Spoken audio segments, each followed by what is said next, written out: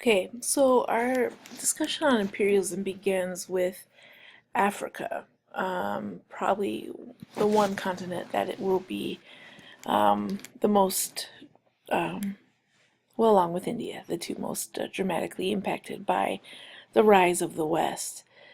So we begin with some perspective, and I think what makes Africa so different to teach is we like to put it in one box,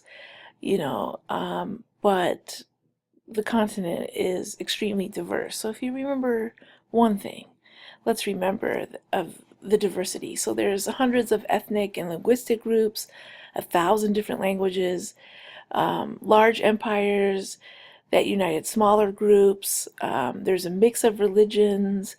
So, we've got a little bit of everything. And so anyway, I thought this was an interesting picture. Here you have your imperialist hunter there. So with this, as the Europeans come into it, right, some of these things will then obviously be disrupted. So we can't forget that there are political entities in Africa, ranging from large things to, smaller groups. So I like to talk about the kind of spectrum here of good and evil. So Europeans come to Africa for all sorts of reasons. You have David Livingstone, who was a Scottish medical missionary.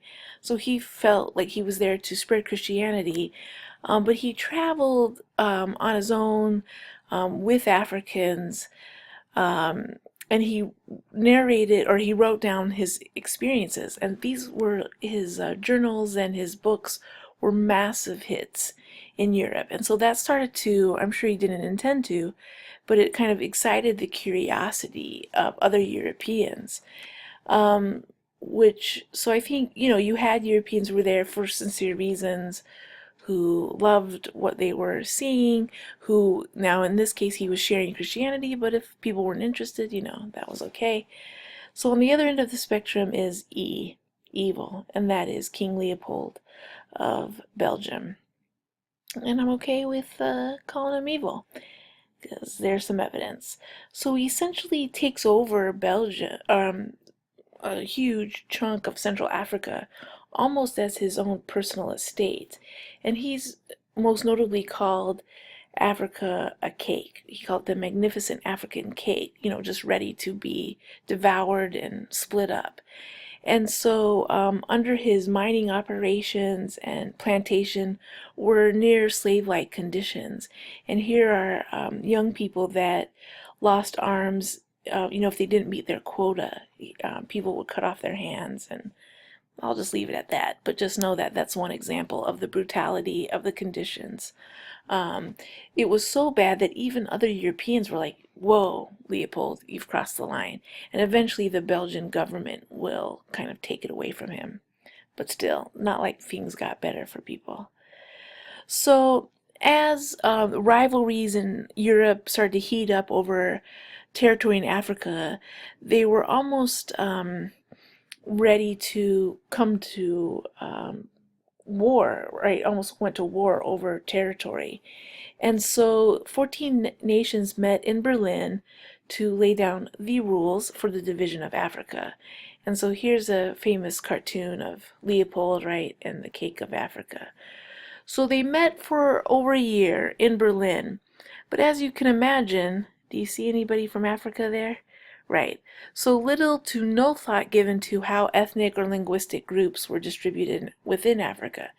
And as we saw in our Scramble for Africa activity, we saw how their boundaries cut across different tribal groups or ethnic groups, which will cause some trouble later on. So the end result this is what Africa will look like, right? And with the exception of Liberia and Ethiopia, right, 90% of Africa will be controlled by Europeans. So for every color you see is a different European territory. And that's how Africa will remain till after World War II. Some of these countries won't gain independence until even in the 60s and 70s. So here is the Belgian Congo, right? So little tiny Belgium controlled all of this area. Okay, so to me, the way Europeans colonized Africa, and I mentioned the long-term consequences, and that is in the 20th century, there was the Rwandan genocide. So this, I always think about that: united we stand, divided we fall. And so the Europeans will use the diversity in Africa against the Africans, right? If the different tribal groups kind of came together, they could have probably um, overthrown the Europeans. So, for example, the Belgians would they picked the Tutsis as like superior group over the Hutu.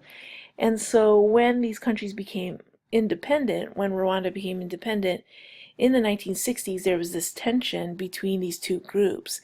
And it came to a head in 1994 when Hutu carried out a genocidal campaign against the Tutsis. And in 100 days, most people agree it was closer to 1 million. About 800,000 people were killed in 100 days, Tutsis. And this was made famous in the movie Hotel Rwanda. And so this is the guy who ran the hotel, Paul Rusa, I butchered that name, and his wife. And Don Cheadle played him in the film. So we'll come back to this, but I just wanted to kind of highlight the long-term consequences of what the Europeans did here. So there's some regional examples we need to talk about. Sometimes with Africa, we kind of speak in some big generalities to just kind of get a picture. And so we'll start with South Africa, or what I like to call the triangle of hate, right? You know, love triangles. This is my hate triangle. So you have three different groups of people here, and they all hate each other. And even though two of the groups are white, it doesn't mean they get along. So obviously you have the Zulus, or one of the tribes that were here in South Africa. And then I'm sure you recall in the 1600s, right, the Dutch settled in the southern Africa. And so their descendants are known as Afrikaners. And those, or Boers, right, which means farmer in Afrikaans. So they're descendants of Dutch. They've been living there on their own for quite some time and believe that it is their divine right to oversee Black South Africans. So as we approach the mid to late 1800s, right, the British come on the scene. And when diamonds and gold and things are discovered in South Africa, right, these groups are going to kind of fight over control. And the Zulus, of course, have to deal with both of them. So, as you can imagine, the Boers and the British clash multiple times. And so as the British came in, right, the Afrikaners were kind of increasingly forced out of their territory.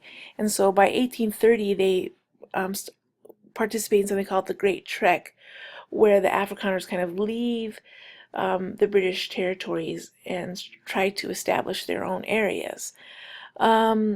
This all comes to an head, though that's not quite far enough, right? The British then are taking over all of this area.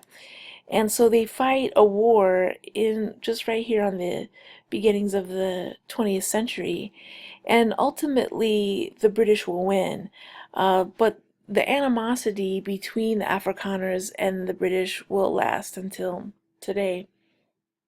Because the British will put the Afrikaners in concentration camps, essentially. Not death camps, concentration camps, right? Where they, so it was a brutal campaign, and that it was a victory, but a costly one. So by 1910, the Union of South Africa emerges, and it's kind of like Canada and Australia.